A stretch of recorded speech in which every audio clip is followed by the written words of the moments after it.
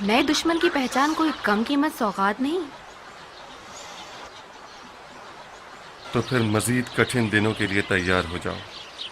تم نے کیا سمجھا ہے کہ عمرہ باورچی خانے میں سر جھکا کے کام کرنے والی بیوی ہے؟ ذرا اپنے گھر کو تو دیکھو.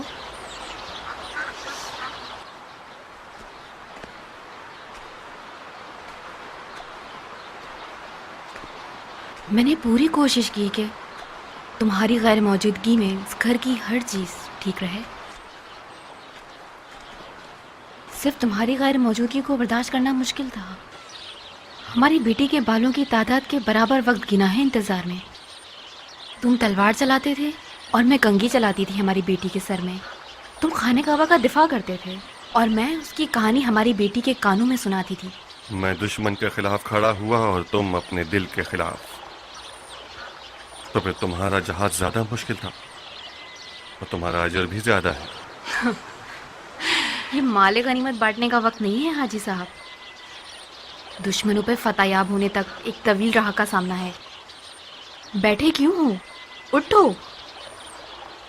تم 3 سال کوفے سے دور تھے. خون حسین کا بدلہ لینے والے تمہارے منتظر ہیں.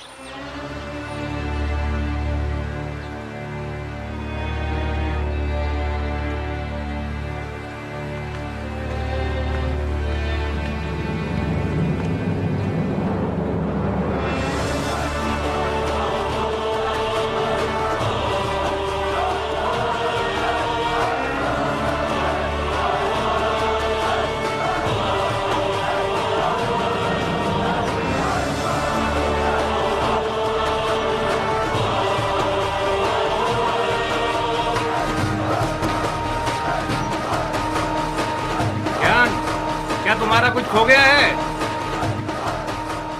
میں اپنے ہاتھ پاؤں کھو چکا ہوں بن کامل. سرگرداں ہوں میں. میرا دل بے چین ہو رہا ہے. 3 سال سے میں نے ابو اسحاق کو نہیں دیکھا. کبھی بھی ہمارے درمیان اس قدر جدائی واقع نہیں. تمہیں بڑے ہونے میں وقت ہے گیان. بہت جلد ڈھیلے پڑ جاتے ہو.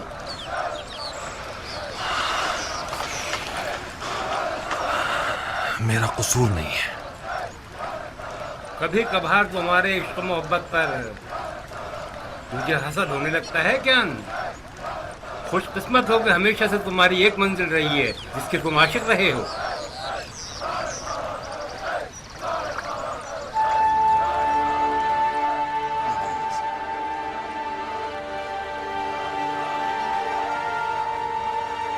پیچھے پلٹو گیان. معشوق نے چہرہ دکھا دیا.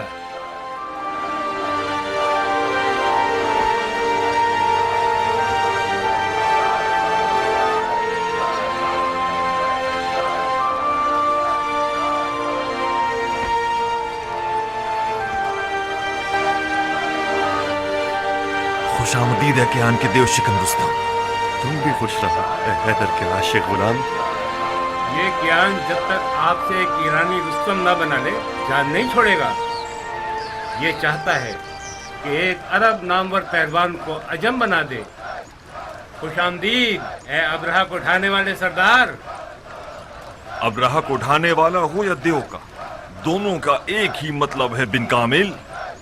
ابو اسحاق تو جرب اور مجھ ایرانی کے لیے ایک نجات دہندہ ہے.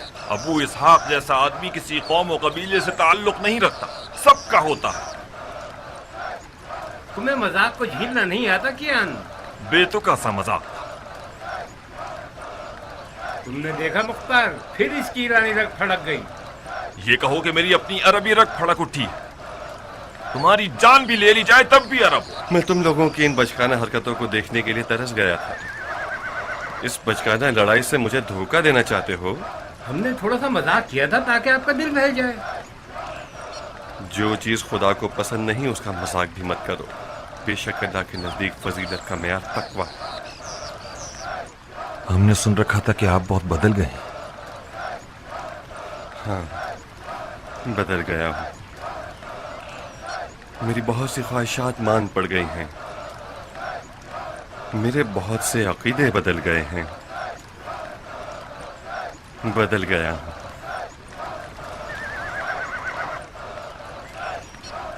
یا لسارات الحسین یہ آزاد لوگوں کا نعرہ ہے، چاہے عرب ہو یا عجم۔ قوم و نسل کی برتری کی بحث چاہے مذاق میں ہی کیوں نہ ہو، عرب کی فضیلت کا باعث نہیں بنتی، خاص کر پیروان علی کو تو بالکل زیب نہیں دیتی۔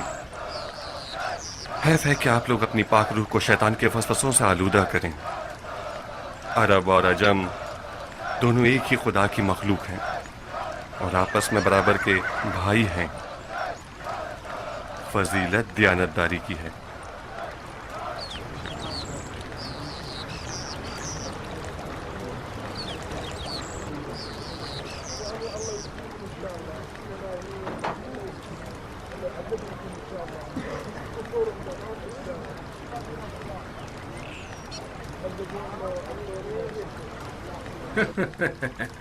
تمام ساتھیوں سے ہم نے بات کر لی ہے، تقریباً کوفیوں کی 1/3 بیعت کرنے کے لیے تیار ہے۔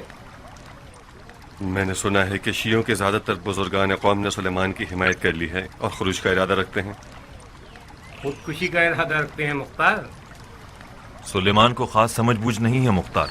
تو پھر قوم کے بڑوں نے اس کی حمایت کیوں کر لی؟ کیونکہ تم کوفے میں نہیں تھے مختار۔ ابن زیاد کے فرار ہونے کے بعد شیعوں کی واحد پناہ سلیمان تھا، جس نے اپنے آپ کو تواب کہلا کر یا لسانات الحسین کا نعرہ لگایا۔ ہمیں کام سے مطلب ہے بن کامل، میں کروں یا سلیمان کوئی فرق نہیں پڑتا۔ سلیمان کی آپ کے بارے میں اچھی رائے نہیں ہے ابو اسحاق۔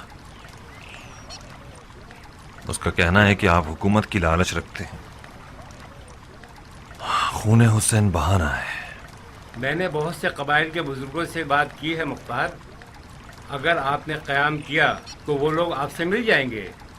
وہ ٹھیک کہہ رہے ہیں، سلیمان کی جنگی معاملات پر قابل ذکر رسائی نہیں ہے۔ اسے مارنے کا اشتیاق نہیں ہے ابو اسحاق، مرنے کا اشتیاق ہے۔ تمہیں بھرپور طاقت کے ساتھ کوفے میں داخل ہونا چاہیے ابو اسحاق۔ نہیں، میں بغیر شور شرابے کے کوفے میں داخل ہوں گا، قبائل کے بزرگوں سے بات کر کے انہیں سمجھانے کی کوشش کروں گا۔ اگر ہم طاقت دکھائیں گے تو شیعہ 2 گروہ بن جائیں گے۔ اہل زبیر صرف ہمیں اور توابین کو آپس میں لڑا دے گی تاکہ کوفے پر حکومت مضبوط کر سکے۔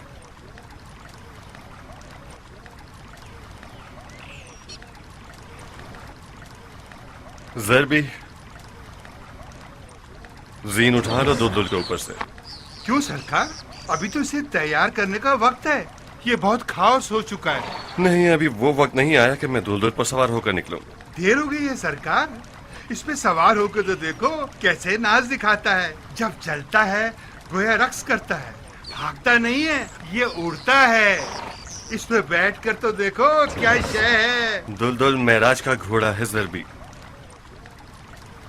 وہ تیار ہو چکا ہے، میں ابھی تک تیار نہیں ہوں۔ تو پھر تم کوفہ کیسے جاؤ گے؟ اسی مکہ کے ہم سفر کے ساتھ۔ اس بے زبان میں تو بالکل طاقت نہیں بچی ہے، گناہ ہے یہ۔ اس بیچارے نے مکہ سے یہاں تک کا سفر کیا ہے، تھکا ہوگا، بوڑھا ہے وہ جانور، اس جیسی طاقت نہیں رکھتا۔ ہم دونوں آپس میں نمٹ لیں گے۔ آؤ میرے بھائی، دیکھا نا تم نے میری بات کو بھی ٹال دیا، نہیں ہو سکا۔ اب ایک بار پھر تم انتظار کرنا ہوگا، تمہارے لیے کیا خواب دیکھا ہے خدا ہی جانتا۔